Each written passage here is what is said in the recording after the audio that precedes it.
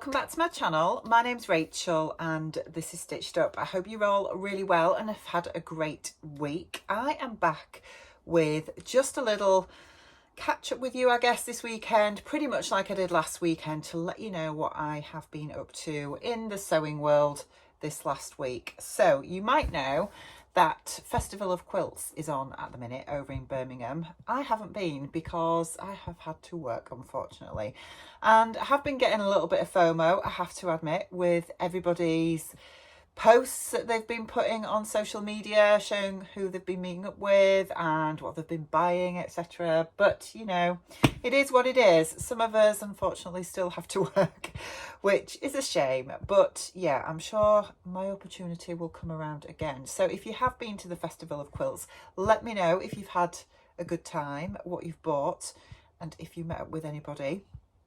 I'd be really interested to hear.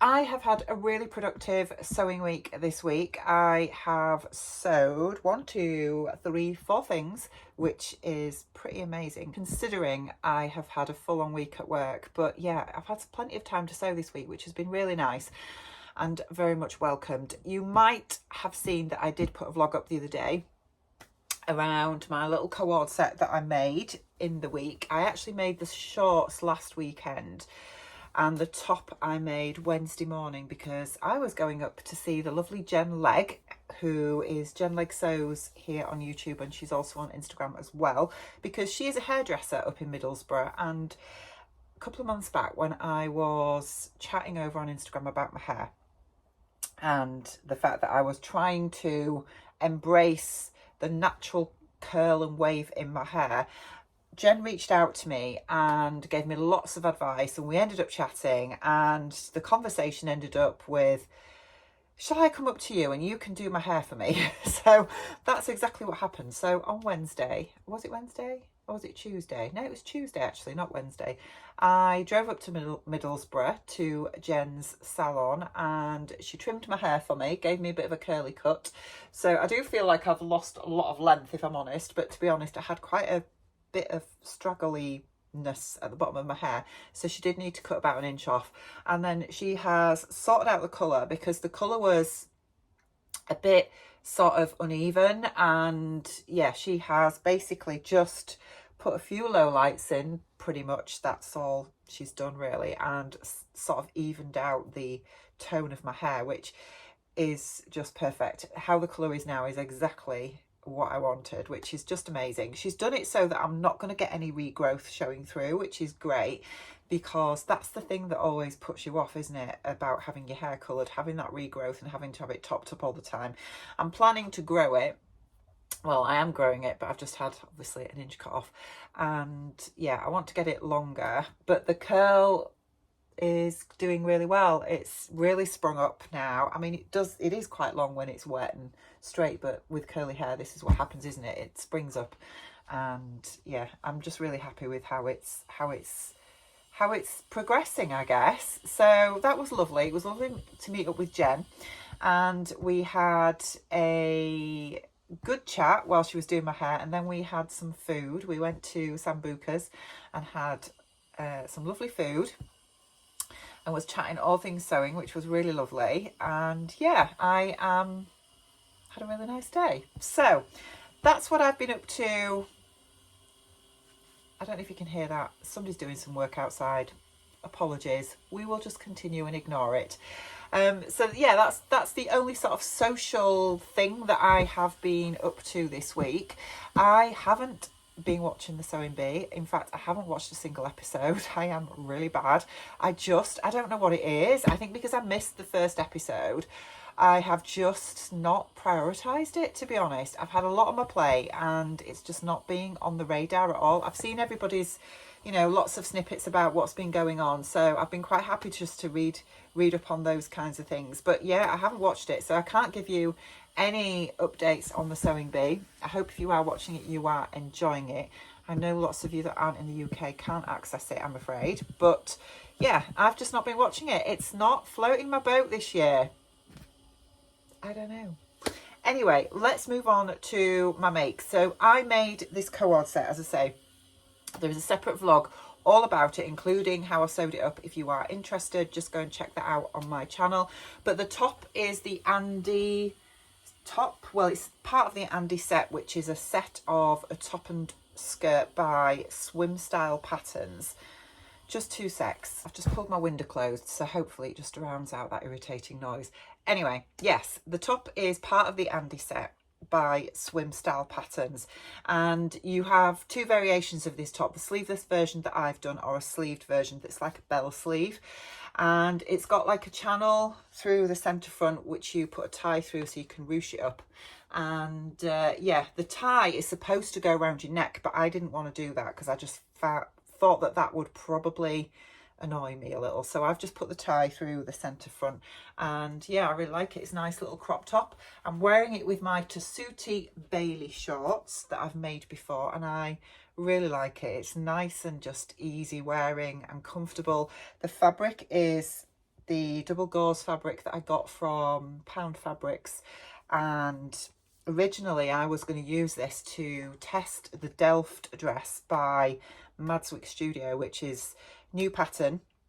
It's just been released this week actually, and yeah, I started cutting out this fabric to test that pattern, and then realised I didn't have enough, which was really annoying because I really wanted to make that dress out of this fabric. So I stopped cutting it out and just put it to one side, and I kept all the pieces that I'd already cut just in case I could reuse them for something else. And then along came the inspiration for this little co-ord set.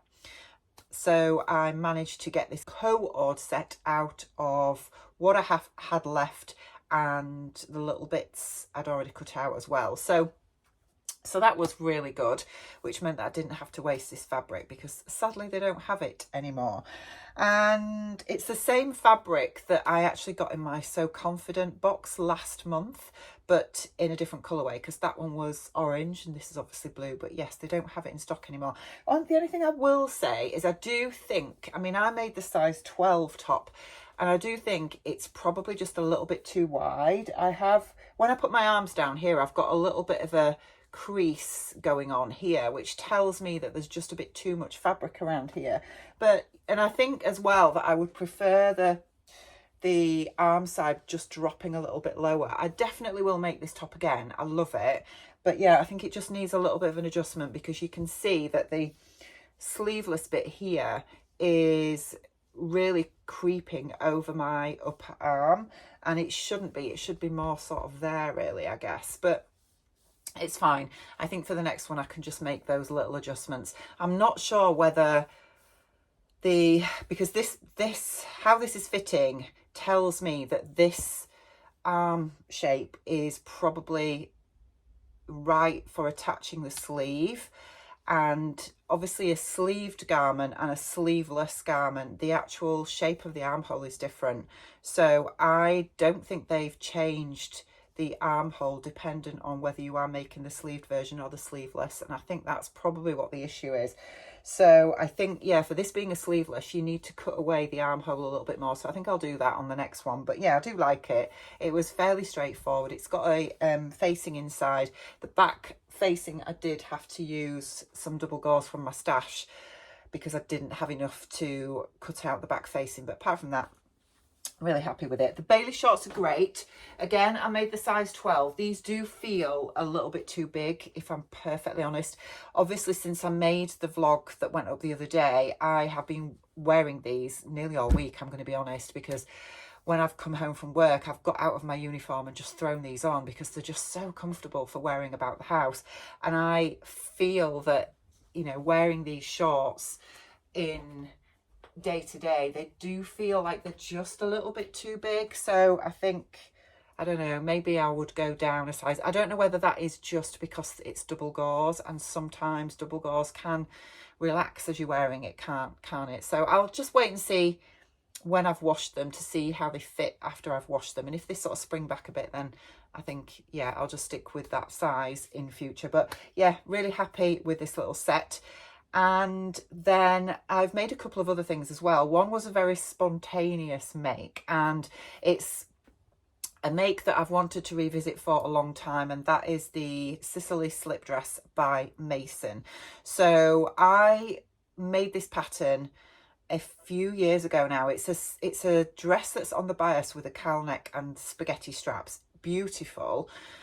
But I made it a few years ago and it didn't fit quite right. So I think I talked about this last weekend, that I wanted to remake it, but I was probably going to use the same size that I had previously cut out, because I knew that I'd lost weight since the last time that I made it and thought that that size would probably work for me.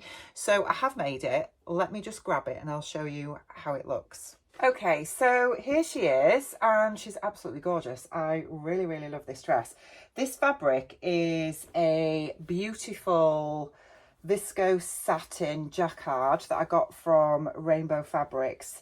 And I started sewing this on my live chat last weekend that I did for my patrons and YouTube members, and made a few errors with it, I have to say. I think this is one of the things when you're doing a live and you're sewing at the same time, it's difficult to concentrate on two things.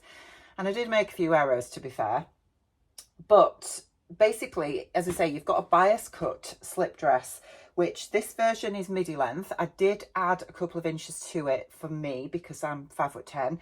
And you've got these really lovely sort of spaghetti straps at the bottom, at the top. You've got this cowl neck here. I wasn't sure which side of the fabric was the right and wrong side.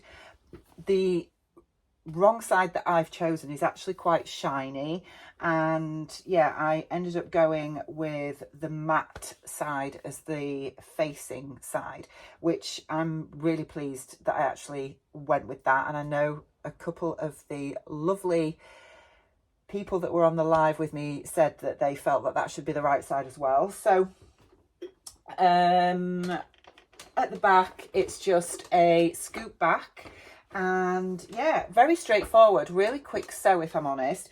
It does need hemming. I haven't hemmed it yet. This is a bit of a running theme with me because I've still got the Vogue pattern, you know, the V9253 that I made in that gorgeous viscose from Rainbow Fabrics, the black one that everybody wanted, that had everything on it. That is still hung up on my door to my sewing room because that still needs hemming. And I have this thing where I just seem to just leave the hemming of garments and end up with lots of things made but put off hemming them. I think it really is the one step that I just don't like doing, I have to say. Anyway, as regards this dress, because it's bias cut, I have deliberately left it on my mannequin for most of the week since I made this at the weekend, just because I thought it needs to drop.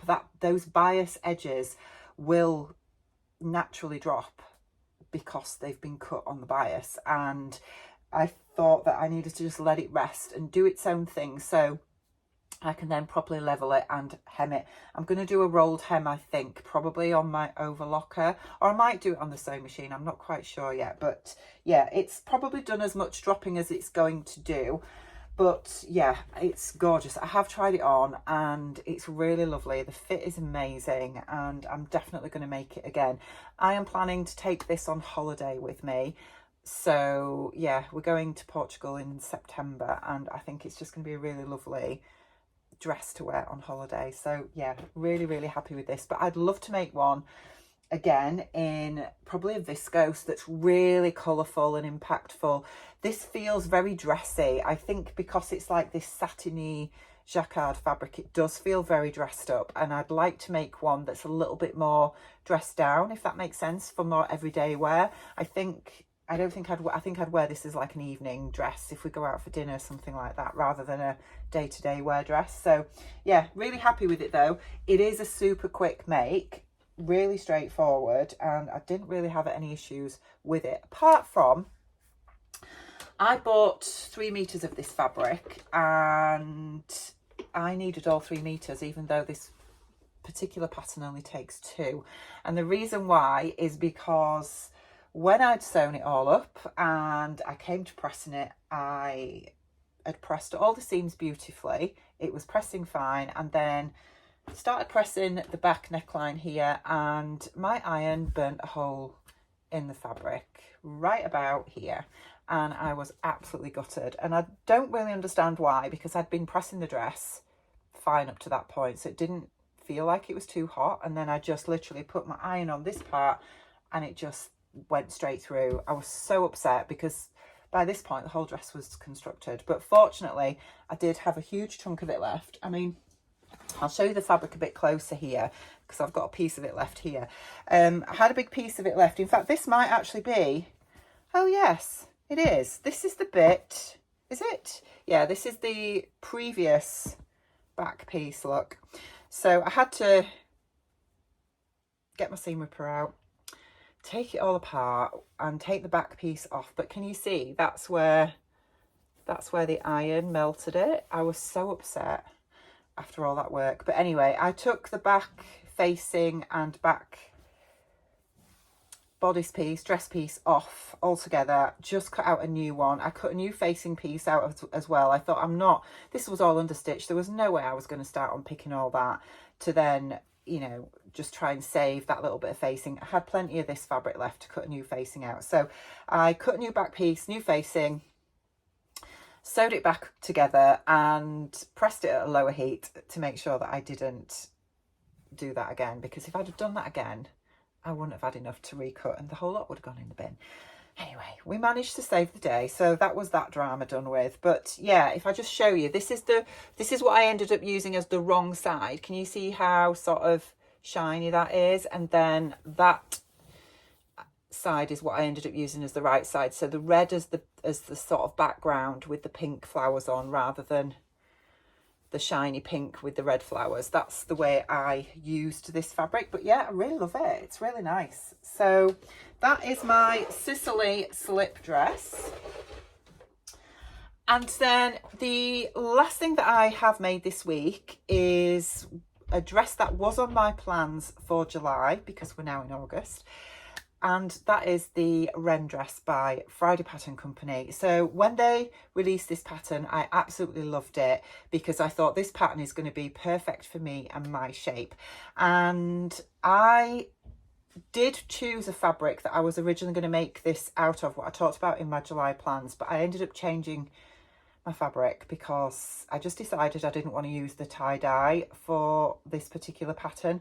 So I ended up using a fabric that I'd had in my stash for a few years actually. It's a fabric that I got from Sew Me Sunshine, and it was a stripe sort of chambray lightweight cotton in between a voile and a lawn, I would say. And I've done a bit of sort of pattern, changing the orientation of the stripes in various parts of this dress, and I absolutely love it. So let me get the dress and I will show you how that's come out. So this is my Ren dress here. I ended up cutting this out on the single layer because of the stripes. If I bring the fabric closer, you can see.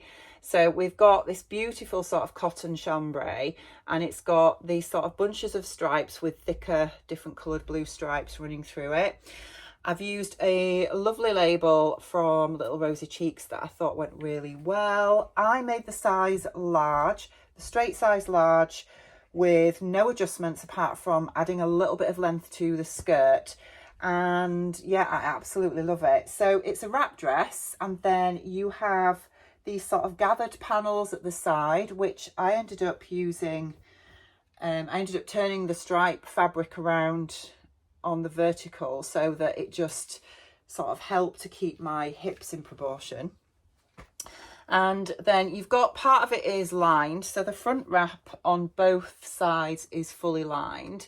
I am so happy with how the front bodice bit came out, because with me cutting these out on the single layer, I have got the pattern matching of the front two bodice pieces of the cups absolutely mirror imaged. I am unbelievably delighted with it because it just, yeah, I think it just looks so good that those two bodice pieces are identical. You've got straps that have sliders, rings and sliders on them at the back, so they're adjustable. And then you have a tie that goes through the bodice at the right hand side and ties at the back. And then you've got the back bodice. Again, I have put the stripe fabric on the vertical orientation there. You've got a little bit of a yoke detailing there, which again I've turned horizontal.